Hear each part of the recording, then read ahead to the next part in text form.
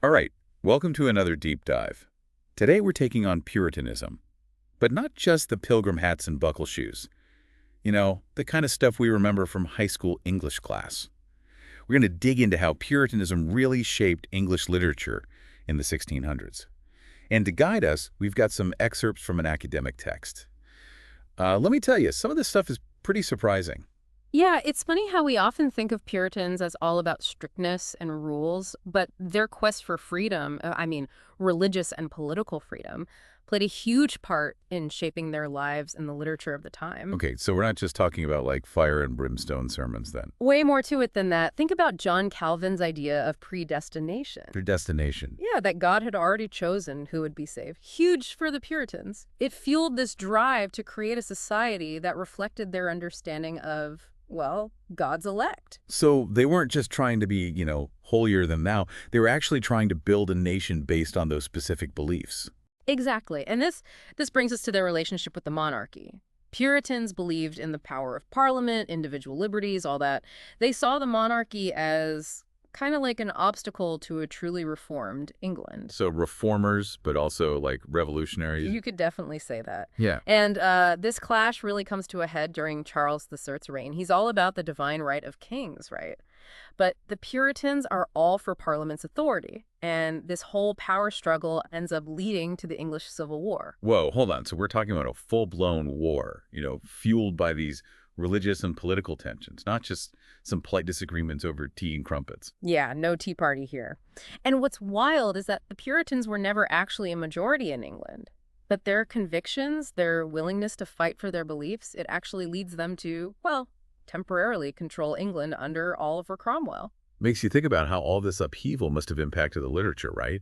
Did writers just ignore it all and stick to sonnets about flowers? Not quite. We see a big shift in 17th century English literature. It moves away from that Elizabethan era romanticism and towards a more, I guess you could say, a more modern sensibility. Okay, so how did this modern sensibility show up in writing? Well, think about the scientific revolution happening at the same time. Newton, right? Observation, analysis, detail. Literature starts to reflect that same spirit.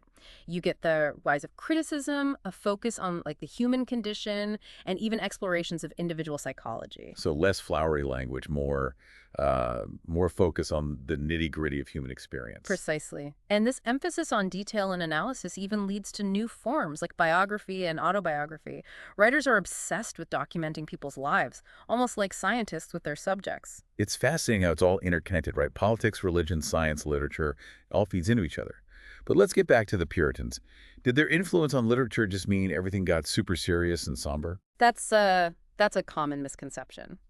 While they were known for their piety, they weren't against beauty or emotional expression. Their literature actually explores a whole range of human experiences. Wait, so you're telling me there's like Puritan poetry about love and passion? I thought they were all about restraining that stuff. There's more to them than meets the eye.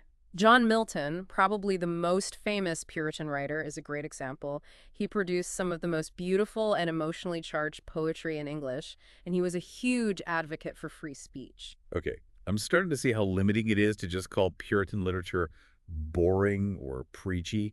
There's way more nuance than that. Exactly. And that nuance is reflected in the different schools of poetry that pop up during this era. Schools of poetry. So it wasn't just one, like, monolithic style. Not at all. You had the Spenserians carrying on that Elizabethan tradition with allegory and romanticism. And then you had the metaphysical poets, like John Donne, known for their intellectual complexity, exploring those weighty philosophical themes. Okay, that sounds like a lot to unpack. Could you maybe give me an example of how those metaphysical poets differed from the Spenserians? What made them so unique? Well, imagine this. Spenserian poetry might describe a beautiful garden, right? With all these elegant metaphors focusing on the outward beauty. Metaphysical poets. They dissect the whole concept of beauty, questioning its nature, exploring those deeper philosophical implications that get into the anxieties, the desires lurking beneath the surface. So, like, looking at the world through a totally different lens. Exactly. And then you've got the Cavalier poets. They took a more carefree approach. Their poems often focus on love, beauty, the pleasures of the moment, using wit and elegance to capture a sense of, how do you say, joie de vivre. So we have the romantic Spenserians, the intellectual metaphysicals, and the let's enjoy life Cavaliers. That's quite a range. It is. And this diversity of styles shows us that the literary landscape of the Puritan Age was way more vibrant and complex than people think. It's like saying all music from the 60s sounded the same.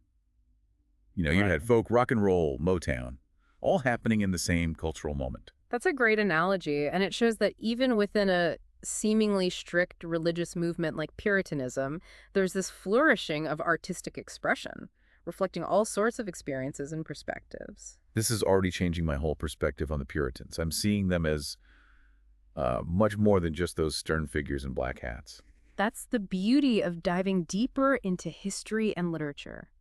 It challenges our assumptions and opens our minds to new perspectives. I can't wait to see where this deep dive takes us next. But for now, let's take a minute and just process everything we've learned about the Puritans and their impact on literature. Okay, so we've talked about all these different schools of poetry popping up during the Puritan era, but can we actually look at some of the work itself? I'm really curious about John Milton.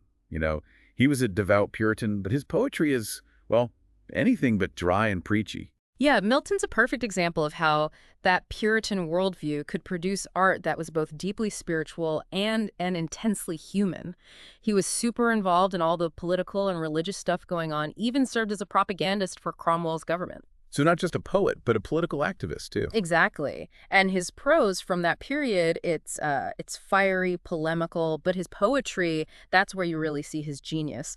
Paradise Lost, that's his masterpiece, an epic retelling of the fall of man. But it goes way deeper than just a simple rehash of the biblical story. I remember struggling through Paradise Lost in college, but I do recall being struck by how sensual some of the language was. Not exactly what I expected from a Puritan poet. That's a pretty common reaction. Milton doesn't shy away from exploring, the complexities of human desire, even the allure of sin. Some critics even argue that Seton is the most compelling character in Paradise Lost, precisely because he embodies this rebellious spirit, this longing for freedom. I'm not so sure about Satan being the most compelling, but I get what you mean. Maybe Milton, despite his piety, was grappling with some of those same urges, those urges for freedom and rebellion himself. It's definitely possible. Remember, Milton was a huge advocate for freedom of speech, which often put him at odds with the authorities. So Paradise Lost can be read as a reflection on choice, for individuals and for nations. Okay, so Paradise Lost is a must-read for anyone who really wants to understand the Puritan mind. What about some of those other poets we mentioned? Robert Herrick, John Donne. They were writing about love and beauty. Not exactly your typical Puritan themes. Well, they represent that incredible diversity within the Puritan Age.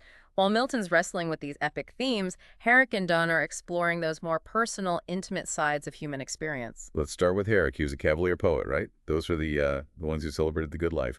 Wine, women, and song. Yeah, that's the stereotype, but there's more to Herrick than that. Yeah, he wrote about love, about beauty, capturing those fleeting moments of happiness. But there's often this sense of melancholy in his work, this awareness of time passing and, the inevitability of death. So like Carpe Diem, but with a touch of memento mori. Exactly. And that awareness of life's fragility actually connects Herrick back to those deeper currents of Puritan thought. Remember, the Puritans are really concerned with the afterlife, the need for, a life of piety, that preoccupation with mortality. It's there even in Herrick's more lighthearted poems. It's like he's savoring the beauty of the world, but also aware of its impermanence, a kind of bittersweet joy. Right, that tension between enjoyment and, that awareness of life's brevity. It's characteristic of a lot of the literature from this time, a fascinating paradox. Okay, so Herrick is the sensualist with a touch of melancholy. Yeah. What about John Donne? He's considered a metaphysical poet, right? What makes his work stand out? Donne's a fascinating guy. He was actually a Catholic who later converted to Anglicanism and became a pretty prominent preacher. But his early poetry is full of passion, wit, and this intellectual audacity. He explores love, physical and spiritual, in a way that was, pretty shocking for his time. Shocking in what way? Donne's poetry is packed with startling imagery, unexpected metaphors, and pretty frank discussions of sexuality. He wasn't afraid to be provocative, to challenge those conventional views on love and relationships. So he was pushing the boundaries of what you could even write about, even in Puritan England. Absolutely. And this willingness to experiment with language, to dissect emotions, and to explore the darker sides of human experience, that's what makes him a metaphysical poet. This whole school was known for its intellectual complexity, its fascination with paradox and ambiguity. Donne's work sounds like a challenge, but also incredibly rewarding to read. It is. His poetry demands your attention, but it offers these incredible insights into the human heart, those eternal mysteries of love, faith, and death. So we have Milton grappling with these epic themes, Herrick savoring the bittersweet beauty of the world, and Donne dissecting the complexities of human emotion. It's incredible how diverse this period of literature really was. It really is. And it all happened within this context of immense social and political upheaval. These writers were living through a time when everything was changing. The old certainties were being challenged. New ways of thinking were emerging. And that tension, it's reflected in their work, right? They're all grappling with these huge questions about faith, doubt, freedom, and just the search for meaning in a world that was, well, rapidly changing. Exactly. And that's what makes the literature of this period so compelling, so relevant even today. These writers were dealing with issues that, well, they're still with us centuries later. It's like they're holding up a mirror to our own time, showing us that these fundamental human concerns, they're timeless, universal. Okay, so we've covered the poets, but what about prose? We mentioned Francis Bacon earlier, but who else should we be reading to really understand this era? Robert Bruton, author of The Anatomy of Melancholy, is a must-read. It's a truly unique and fascinating work. We talked about Burton briefly. Remind me, what makes The Anatomy of Melancholy so special? It's this massive, sprawling book that's, well, supposedly about the causes and cures of melancholy, but it's so much more than that. It's like an encyclopedia of human knowledge, human experience, covering everything from philosophy and religion to medicine and literature. So Burton was kind of a Renaissance man, interested in everything. He was, and his book really reflects that boundless curiosity. He quotes from classical authors, medieval philosophers, contemporary scientists, even travel writers. It's a real hodgepodge of information and ideas. But it's not just a random collection of facts, is it? There's a method to the madness. Exactly. What makes it so captivating is Burton's voice. Witty, erudite, and deeply personal. He even shares his own struggles with melancholy, making the book as much a self-portrait as a medical treatise. Okay, I'm adding The Anatomy of Melancholy to my reading list. What about prose writers who maybe, pushed back against the Puritan worldview? Was everyone totally on board with this intense focus on piety? That's where Sir Thomas Browne comes in. He was a physician and a writer, and his work is full of philosophical reflections, religious meditations, scientific observations, all sorts of stuff. We mentioned Browne before, too. What sets him apart from the other prose writers of the time? Browne's work is this unique blend of faith and skepticism. He embraces the mysteries of faith, but he also had this scientific mind that, well, that questioned traditional dogma. He was fascinated by the natural world, but also recognized the limits of human understanding. So not afraid to ask those tough questions, even about his own beliefs. Exactly. Browne's work actually anticipates a lot of those intellectual and spiritual dilemmas that would become central to the Enlightenment. He was ahead of his time in a lot of ways. What are some of his key works that we should check out? Religio Medici is his masterpiece.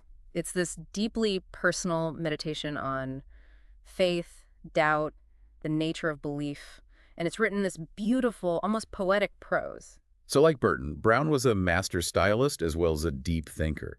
It seems like there was a real emphasis on beautiful language during this period, even when they were tackling, complex philosophical or religious ideas. You're right, and that's something that often gets lost when people talk about Puritan literature. They assume it's all plainness and austerity.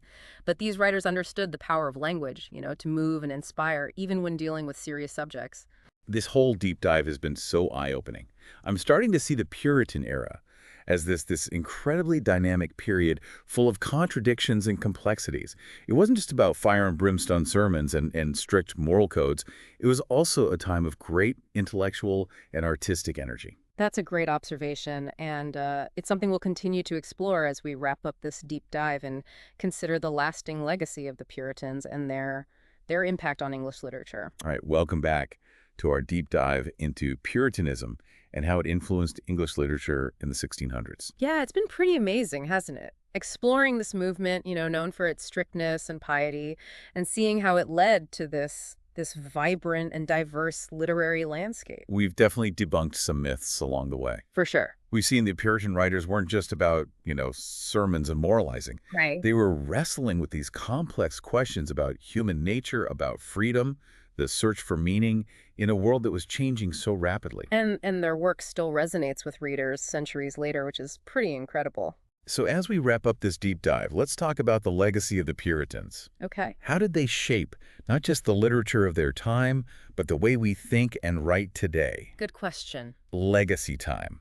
What are the key takeaways here? Well, first and foremost, we got to remember that the Puritans were complex people. Right, not just these two-dimensional figures frozen in time. Exactly. They're passionate about their beliefs, yeah, but they were also human. Oh, absolutely. They had doubts, desires, struggling with all the challenges of just living in a world that wasn't simple at all. Yeah, and that complexity, it shows up in their literature, doesn't it? It really does. We see it in Milton's poetry, Herrick's verses, Donne's work, all of it. Exactly. And their writing, it wasn't just about promoting piety and restraint, right? It was about using language to explore all of human experience, grappling with those big questions, finding beauty even in the struggle. So their impact on literature, it was more than just dictating a style or a set of themes, right? Yeah. It was about shaping a whole new way of thinking about what writing could be. That's it. A way to use language to explore our inner world, not just the outer world. Exactly. And that legacy, it's still with us. Really? Oh, yeah. Think about how much emphasis there is on individual conscience in modern literature. Right. That focus on psychological realism, the exploration of moral ambiguity, all of it, those threads go back to the Puritan era. It's amazing to think that a movement, often associated with the past, had such a huge influence on how we write and think today. It really is. It reminds us that literature, it has this power to transcend time. Yeah. Connect us to those who came before us and help us understand ourselves and the world around us. This whole deep dive has changed how I see the Puritans. Yeah. I'm not just seeing them as historical figures anymore, but as people who wrestled with the same questions we still face. That's a really great point, and it highlights why it's so important to study the literature of this period. I agree. It gives us a glimpse into this fascinating historical era, yeah, but it also helps us understand our own place in the whole human story. So as we wrap up, what's the one thing our listeners should take away from all of this? I would say this. Approach the literature of the Puritan era with an open mind. Yeah. A willingness to be surprised. Don't let any preconceived notions or stereotypes limit your understanding, Remember, these writers, they were grappling with some really profound questions about faith, reason, freedom, the meaning of life. Huge questions. Huge questions. And their work, it offers insights that are still valuable today. I think that's a great point. We shouldn't shy away from the complexity or the challenges of this literature. Right. It's often in those very challenges that we find the most profound truths and the most lasting beauty. Absolutely. And don't just read these works passively. Engage with them. Right. Ask questions, debate the ideas, connect those themes to your own life, your own experiences. That's how you really unlock the power of literature. I love that. Engage, question, connect. That's what makes exploring literature so rewarding. Yeah. The journey of discovery. It really is. And every reader brings their own unique perspective and experiences to the table. Exactly. And that's the beauty of it. Yeah. There's always something new to discover, even in works that have been, read and analyzed for centuries. On that note, I want to encourage our listeners to explore the works we've talked about today. Milton, Herrick, Donne, Bacon, Burton, Brown. Great writers, all of them. Yeah, they're just a few of the many voices that make up this rich and complex tapestry of 17th century English literature. And who knows, you might find that these writers from centuries ago, they have something really profound to say about our lives, our own time. That's the magic of literature, right? Yep. It transcends time, connects us across generations. So dive in, explore, and see where it takes you. And remember, the most important thing to take away from this deep dive is this. The Puritans were more than just those stern figures in black hats. They were complex, passionate, and deeply human individuals. Couldn't have said it better myself. They helped to shape the world we live in, and their legacy, It's still here, Owen. not just in history books, but in the literature they created and the ideas they explored. Well said. Thanks for joining us on this deep dive, everyone. We hope you've enjoyed it. We'll see you next time for another fascinating exploration of the world of ideas.